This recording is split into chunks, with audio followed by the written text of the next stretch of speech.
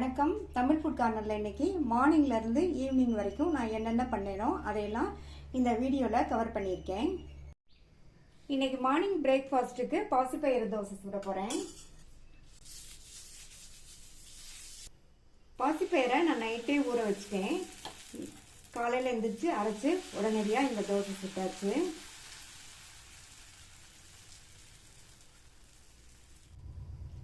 இட்லி தோசைக்கு மாவு இல்லைன்னா நைட்டே நம்ம ஊற வச்சிட்டோம்னா காலையில் அரைச்சி உடனடியே நம்ம இந்த தோசையை சுற்றலாம்.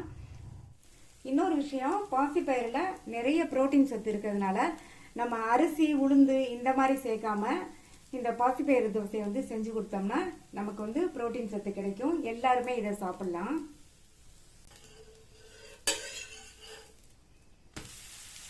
நல்லா மொறு மொறுன்னு பார்க்கறதுக்கே சாப்பிடணும் போல இருக்கு.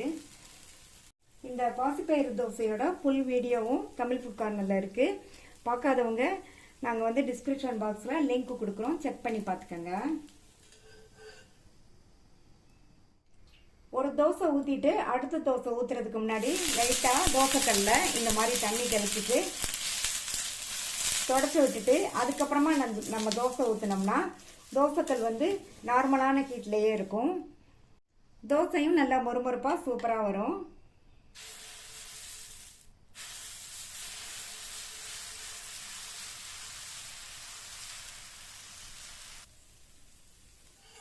தோசை ரெடி ஆயிடுச்சு.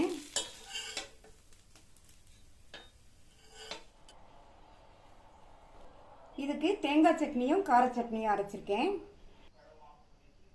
இப்போ பிரேக்ஃபாஸ்ட் ரெடி ஆயிடுச்சு. சாப்பிட்டுட்டு மற்ற வேலையெல்லாம் கண்டினியூ பண்ணலாம்.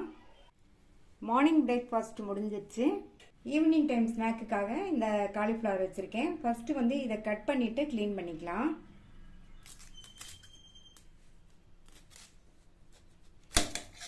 ஈவினிங் தான் நம்ம இந்த ஸ்நாக் பண்ண போகிறோம். அந்த ஸ்நாக்குக்கு காலிஃப்ளவர் நல்லா ட்ரையாக இருக்கணும். அதனால தான் நான் இப்போவே க்ளீன் பண்ணுறேன். எல்லாத்தையும் கட் பண்ணி வச்சுட்டேன். க்ளீன் பண்ணுறதுக்கு தண்ணி பிடிச்சிட்டு இந்த தண்ணியில் கொஞ்சமாக மஞ்சள் தூளும் கல் உப்பும் போட்டு நல்லா கலந்து விட்டுறலாம். இதுக்கு கல் உப்பு தான் சேர்க்கணும். கட் பண்ண காலிஃப்ளவரை இதில் சேர்த்துட்டு இந்த மாதிரி உப்பும் மஞ்சளும் கலந்த தண்ணியில் நம்ம 10 நிமிஷம் ஊற வச்சுட்டு அதுக்கப்புறமா 2-3 தடவை வாஷ் பண்ணிட்டோம்னா காலிஃப்ளவர் சுத்தமாயிரும். இது 10 நிமிஷம் அப்படியே இருக்கட்டும். இந்த மாதிரி ஊற வச்சிட்டோம்னா காலிஃப்ளவரில் உள்ள கண்ணுக்கு தெரியாத பூச்சியெல்லாம் அந்த தண்ணியிலேயே விழுந்துடும். இப்போ டைம் 11:15 ஆயிடுச்சு. டீ டைம் வந்துருச்சு. காஃபி போடுறதுக்கு முன்னாடி ஸ்நாக்குக்காக இந்த வேர்க்கடலையை வறுத்துக்கிறேன். இந்த வேர்க்கடலை வறுக்காத வேர்க்கடலை, அதனால இந்த மாதிரி வறுத்துக்கலாம். அவ்வளோதான், கடலை நல்லா வறுபட்டுருச்சு. காஃபி போடுறதுக்கு ஸ்டவ்வில் பால் வச்சுருக்கேன். இன்னைக்கு இன்ஸ்டன்ட் காஃபி பவுடர் வச்சு தான் காஃபி போட போகிறேன்.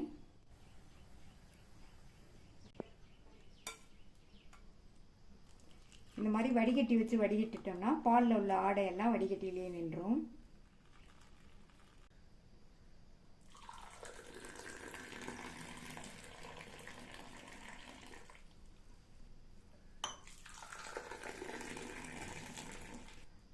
இன்ஸ்டன்ட் காஃபியும் வேர்க்கடலையும் ரெடி ஆயிடுச்சு. சாப்பிட்டுட்டு அப்புறமா பார்க்கலாம். இப்போ இதில் உள்ள தண்ணியை வடிச்சிட்டு மறுபடியும் 2 தடவை வாஷ் பண்ணிக்கலாம்.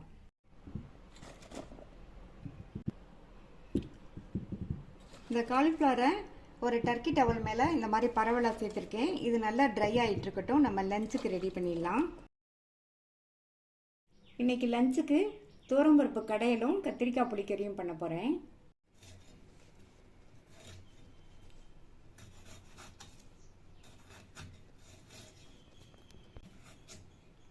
பருப்பில் சேர்க்கறதுக்கு 2 தக்காளியை கட் பண்ணிகிட்ருக்கேன். தக்காளியை கட் பண்ணும்போது இந்த காம்பு பக்கம் உள்ள இந்த ஹார்டான பாட்டை எடுத்துடணும். கூடவே வெங்காயமும் கட் பண்ணிக்கலாம். குடும்பமான அளவு சின்ன வெங்காயம் இருந்தால் சேர்த்துக்கோங்க, நல்லாயிருக்கும். துவரம்பருப்பு கடையலுக்கு 75 கிராம் துவரம்பருப்பை 2 தடவை வாஷ் பண்ணி வச்சுருக்கேன். இது இந்த குக்கரில் சேர்த்துட்டு இது கூட கொஞ்சமாக கட் பண்ண சின்ன வெங்காயம், 2 பச்சை மிளகாய், கட் பண்ண 2 மீடியம் சைஸ் தக்காளி பழம், 4 பூண்டு, பெரிய பூண்டு கட் பண்ணது, சின்னதுன்னா கூட 2 சேர்த்துக்கோங்க. 1/4 டீஸ்பூன் மஞ்சள் தூள், 1 டீஸ்பூன் நல்லெண்ணெய், இதில் 1/2 கப் போல் தண்ணி நல்லா கலந்து விட்டுட்டு மூடி போட்டு ஸ்டீம் வந்ததுக்கப்புறமா வெயிட் போட்டு மீடியம் ஃப்ளேமில் 4 விசில் வேக வச்சுக்கலாம். பருப்பு வெந்துட்டு இருக்கட்டும். இந்த புளிக்கறிக்கு தேவையான இந்த கத்திரிக்காயை கட் பண்ணிவிட்டு அதுக்கப்புறமா வெங்காயம் தக்காளியையும் கட் பண்ணி வச்சிடலாம். புளிக்கறி பண்ணுறதுக்காக 200 கிராம் கத்திரிக்காயை இந்த மாதிரி பீசஸாக கட் பண்ணி தண்ணியில் போட்டு வச்சுருக்கேன். இந்த மாதிரி தண்ணியில் போட்டோம்னா கத்திரிக்காய் கருத்து போகாமல் இருக்கும். கத்திரிக்காய் புளிக்கறிக்கு தேவையான கத்திரிக்காய், வெங்காயம், தக்காளி எல்லாம் கட் பண்ணி வச்சுருக்கேன். சாதத்துக்கு 1 கப் அரிசியை 2 தடவை வாஷ் பண்ணி வச்சுருக்கேன். இதை தண்ணி சேர்த்து ஊற வச்சுக்கிறேன். புளிக்கறியை வச்சுட்டு சாதம் வைக்கிறதுக்கு கரெக்டாக இருக்கும். 4 விசில் வந்து ஸ்டீம் எல்லாம் போயிடுச்சு. இப்போ பருப்பு வந்து நல்லா வெந்துருச்சு. இதில் எக்ஸ்ட்ரா உள்ள தண்ணியை வடிச்சிட்டு ஒரு மேஷர் வச்சோ அல்லது பருப்பு கடையை மத்த வச்சோ இந்த பருப்பை நல்லா கடைஞ்சிக்கலாம். தண்ணியை வடிச்சாச்சு. நான் வந்து இந்த மேஷரை வச்சு மசிக்க போகிறேன். தண்ணியை வடிச்சிட்டோம்னா நமக்கு வந்து மசிக்கிறதுக்கு ஈஸியாக இருக்கும். நல்லா மசிச்சுட்டு நம்ம வடித்த தண்ணியை இதில் சேர்த்துடலாம். அடுத்து இந்த பருப்புக்கு தேவையான அளவு உப்பு சேர்த்துட்டு நல்லா இந்த மாதிரி கலந்து விட்டுக்கிறேன். பருப்பு தாளிக்கிறதுக்கு இந்த கடாயில் 1 டேபிள் ஸ்பூன் நல்லெண்ணெய் சேர்த்துருக்கேன். இதுக்கு பதில் நீங்கள் நெய் சேர்க்குறதுனாலும் சேர்த்துக்கோங்க, அல்லது நெய்யும் நல்லெண்ணெயும் கலந்து சேர்த்தாலும் நல்லாயிருக்கும். எண்ணெய் சூடாயிடுச்சு. அதில் 1/2 டீஸ்பூன் கடுகு பொரிஞ்சதும் 1/2 டீஸ்பூன் உளுந்து, கூடவே 1/2 டீஸ்பூன் சீரகமும் சேர்த்துக்கோங்க. 1 டீஸ்பூன் கொத்தமல்லி விதையை வந்து 1-2 இடித்து வச்சுருக்கேன், அதை சேர்த்துக்கலாம். இந்த கொத்தமல்லி விதை வந்து இந்த பருப்பு கடைகளுக்கு நல்ல டேஸ்ட் கொடுக்கும். அடுத்து கறிவேப்பிலை, ஒரு 10-12 சின்ன வெங்காயத்தை நல்லா பொடியாக கட் பண்ணி சேர்த்துக்கோங்க. அடுத்து ஒரு கீரின பச்சை மிளகாவும் 2 கட் பண்ண காஞ்ச மிளகாவும் சேர்த்துக்கலாம். ஏற்கனவே பருப்பு வேக வைக்கும்போது 2 பச்சை மிளகாய் சேர்த்தோம். இப்போ வந்து இந்த காரம் வந்து கரெக்டாக இருக்கும். நீங்கள் வந்து உங்கள் தேவைக்கு தகுந்தபடி சேர்த்துக்கோங்க. இப்போ இதை நல்லா வதக்கி விட்டுட்டு இந்த வெங்காயம் ஓரளவு நல்லா வதங்கணும். இந்த மாதிரி வதக்கிட்டு இது கூட 1/4 டீஸ்பூன் பெருங்காய பவுடர் நல்லா கலந்து விட்டுட்டு ஸ்டவ்வை சிம்மில் வச்சுட்டு நம்ம கடைஞ்ச பருப்பை இதில் சேர்த்துடலாம்.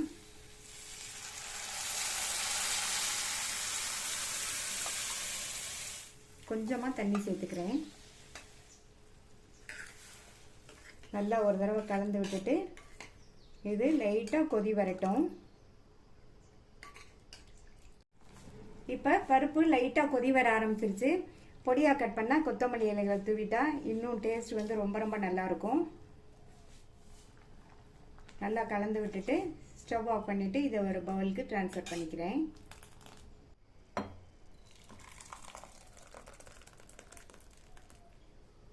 நம்மளுடைய தோரம்பருப்பு கடையில் ரெடி ஆயிடுச்சு. அடுத்து கத்திரிக்காய் புளிக்கறியை ரெடி பண்ணிடலாம். ஸ்டவ்வில் ஒரு பேன் போட்டிருக்கேன். அதில் 1/2 டேபிள் ஸ்பூன் எண்ணெய் சூடாயிடுச்சு. அதில் 1/2 டீஸ்பூன் கடுகு பொரிஞ்சதும் அதில் கொஞ்சமாக ஒரு 7-8 போல வெந்தயம் சேர்த்துட்டு இந்த வெந்தயமும் நல்லா பொரிஞ்சதுக்கப்புறமா இது கூட 10-12 சின்ன வெங்காயத்தை இந்த மாதிரி பெருசாக கட் பண்ணி வச்சுருக்கேன், அதை சேர்த்துட்டு கூட கொஞ்சம் கறிவேப்பிலையும் சேர்த்து இந்த வெங்காயத்தை லைட்டாக வதக்கி விட்டால் போதும். கட் பண்ணி தண்ணியில் போட்ட இந்த 200 கிராம் கத்திரிக்காயை இதில் சேர்த்து இதில் 1/4 டீஸ்பூன் மஞ்சள் தூளும் ஒரு 1/2 டீஸ்பூன் உப்பும் சேர்த்து வதக்கிக்கலாம். கத்திரிக்காய்க்கு மட்டும் உப்பு சேர்த்துருக்கேன். ஹை ஃப்ளேமில் வச்சு 2 நிமிஷத்துக்கு நல்லா வதக்கிக்கோங்க.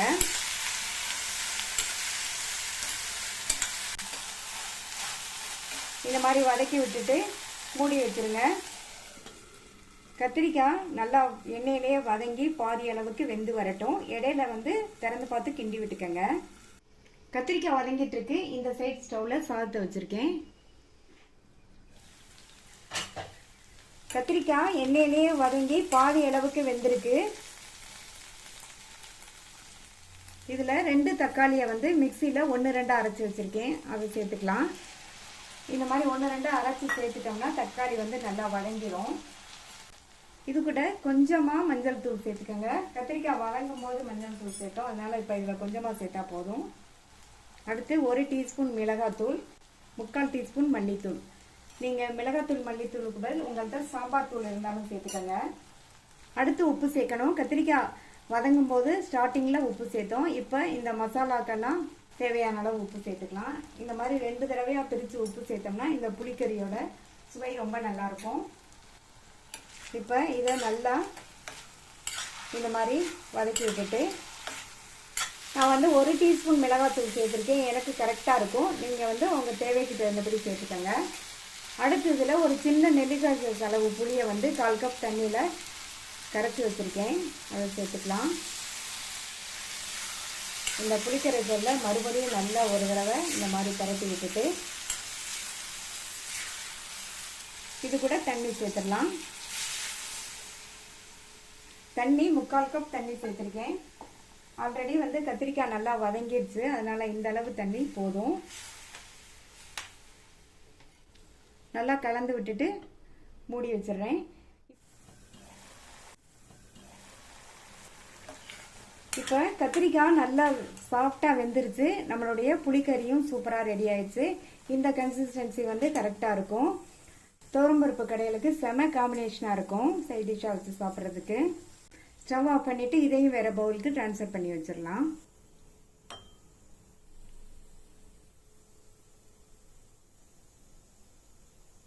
சாதமும் ரெடி ஆயிடுச்சு. ஒரு சிம்பிள் அண்ட் டேஸ்டியான துவரம்பருப்பு கடையிலும் கத்திரிக்காய் புளிக்கறியும் ரெடி ஆயிடுச்சு. இந்த லஞ்ச் மெனுவோட ஃபுல் வீடியோ லிங்க் டிஸ்கிரிப்ஷனில் கொடுக்குறேன், பார்த்துக்கோங்க. நீங்களும் ட்ரை பண்ணி பார்த்துட்டு உங்கள் கமெண்ட்ஸை சொல்லுங்கள். டேஸ்டான லஞ்ச் ரெடி ஆயிடுச்சு. இப்போ மணி 1 ஆயிடுச்சு. சாப்பிட்டுட்டு மற்ற வேலையெல்லாம் பார்க்கணும். சாப்பிட்டு எல்லா பாத்திரத்தையும் டிஷ் வாஷரில் அடுக்கியாச்சு.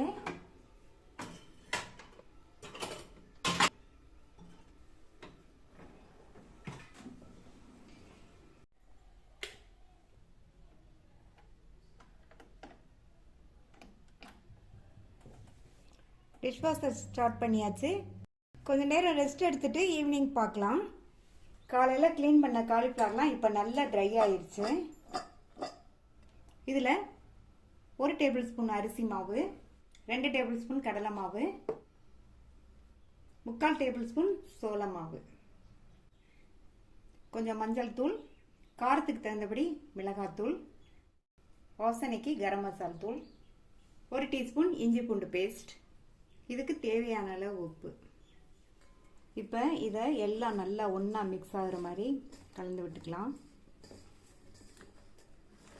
நல்லா கலந்து விட்டுட்டு இதில் 1 டீஸ்பூன் போல் லெமன் ஜூஸும் கொஞ்சமாக 1 டேபிள் ஸ்பூன் போல் தண்ணியும் சேர்த்து இந்த மாதிரி நல்லா தெளித்து விட்டுட்டு இந்த மசாலா இந்த எல்லா காலிஃப்ளவர் பீஸ்லேயும் நல்லா கோட் ஆகுற மாதிரி இந்த மாதிரி கலந்து விட்டுக்கோங்க.